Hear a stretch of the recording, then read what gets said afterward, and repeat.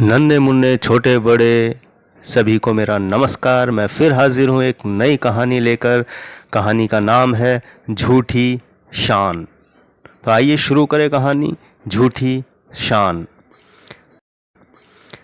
एक जंगल में पहाड़ की चोटी पर एक किला बना था।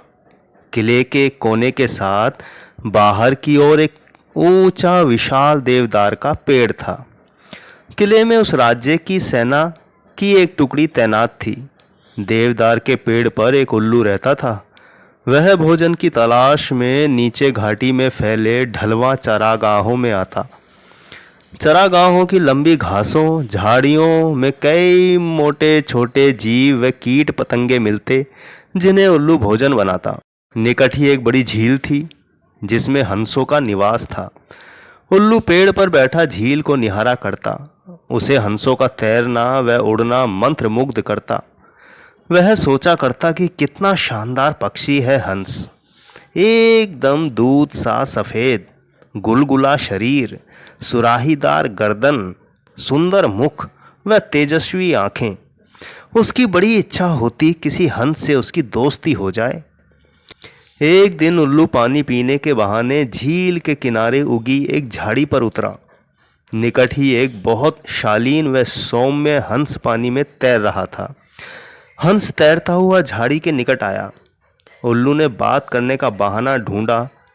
हंस जी, आपकी आज्ञा हो तो पानी पी लूं, बड़ी प्यास लगी है।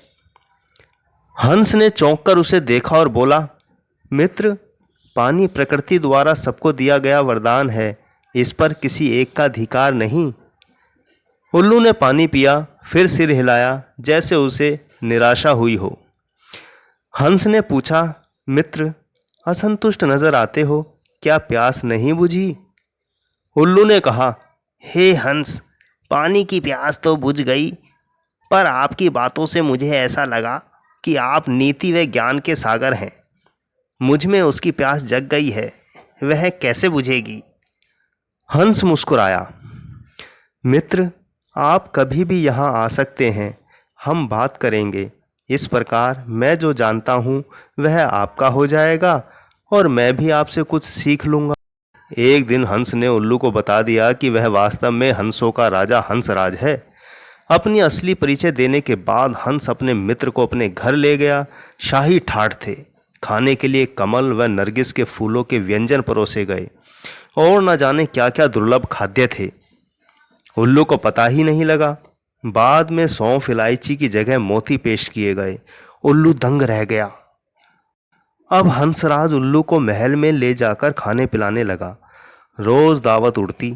उसे देखकर लगने लगा कि किसी दिन साधारण उल्लू समझकर हंसराज दोस्ती न तोड़ ले।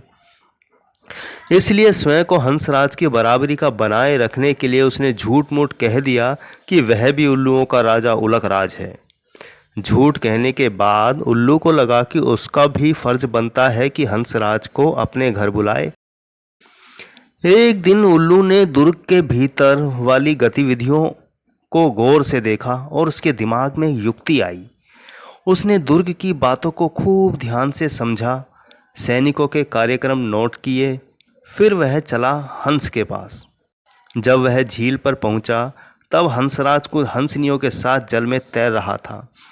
उल्लू को देखते ही हंस बोला, मित्र, आप इस समय?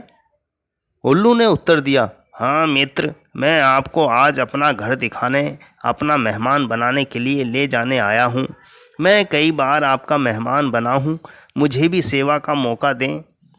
हंस ने टालना चाहा, मित्र, इतनी जल्दी क्या है, फिर कभी चलेंगे। उल्लू ने कहा, आज तो मैं आपको लिए बिना नहीं जाऊंगा। हंसराज को उल्लू के साथ जाना ही पड़ा। पहाड़ की चोटी पर बने किले की ओर इशारा कर उल्लू उड़ते उड़ते बोला, वह मेरा किला है। हंस बड़ा प्रभावित हुआ। वे दोनों उस उल्लू के आवास वाले पेड़ पर उतरे तो किले के सैनिकों की परेड शुरू होने वाली थी। दो सैनिक बुर्ज पर बिगुल बजाने लगे। उल्लू दुर्ग के सैनिकों के कार्यक्रम को याद कर चुका था, इसलिए ठीक समय पर हंसराज को ले आया। उल्लू बोला, देखो मित्र, आपके स्वागत में मेरे सैनिक बिगुल बजा रहे हैं। उसके बाद मेरी सेना परेड और सलामी देकर आपको सम्मानित करेगी। नित्य की तरह परेड हुई और झंडे को सलामी दी गई। हंसराज समझा सचमुच उसी के लिए यह सब हो रहा है। अतः हंस ने गदगद होकर कहा, धन्य हो मित्र, आप तो एक सूरवीर राजा की भांति ही राज कर रहे हो। उल्लू ने हंसराज पर रौब डाला, मैंने अपने सैनिकों को आदेश दिया है कि जब तक मेरे परम मित्र राजा हंसराज मेरे अतिथि हैं तब तक इसी प्रकार रोज बिगुल बजे और सैनिकों की परेड निकले। उल्लू को पता था कि सैनिकों का यह रोज का काम है, दैनिक नियम है। हंस को उल्लू ने फल, अखरोट व बनस्पसा के फूल खिलाए। उनको वह पहले ही जमा कर चुका था। भोजन का महत्व नहीं रह गया। सैनिकों की परेड का जादू अपना काम कर चुका था। हंस के दिल में उल्लू मित्र के लिए बहुत सम्मान पैदा हो चुका था। उधर सैनिक टुकड़ी को वहां से कूच करने के आदेश मिल चुके थे। दूसरे दिन सैनिक अपना सामान समेटकर जाने लगे तो हंस ने कहा, मित्र देखो, आपके सैनिक आपकी आज्ञा लिए बिना कहीं जा रहे हैं। उल्लू हड़बड़ाकर बोला, किसी ने उन्हें गलत आदेश दिया होगा, मैं अभी रोकता हूँ उन्हें। ऐसा कह वह हूँ करने लगा। सैनिकों ने उल्लू का घूं आना सुना व अपशुगन समझकर जाना स्थगित कर दिया। दूसरे दिन फिर वही हुआ। सैनिक जाने लगे तो उल्लू घुघु आया। सैनिकों के नायक ने क्रोधित होकर सैनिकों को मनहूस उल्लू को तीर मारने का आदेश दिया। एक सैनिक ने तीर छोड़ा। तीर उल्लू की बगल में बैठे हंस को लगा। वह तीर खाकर नीचे गिरा व फड़फड़ाकर मर गया। उल्लू उसकी लाश के पास शोकाकुल हो विलाप करने लगा, हाय, मैंने अपनी झूठी शान के चक्कर में अपना परम मित्र खो दिया, धिक्कार है मुझे। उल्लू को आसपास की खबर से बेसुध होकर रोते देखकर एक सियार उस पर झपटा और उसका काम तमाम कर दिया। तो प्यारे दोस्तों, कहानी समाप्त होती है। मैं लेता हूँ विदा। आपकी प्रतिक्रिया का इंतज़ार रहेगा। आप अपना ध्यान रखें। इसी के साथ ढेर सारी शुभकामनाएं।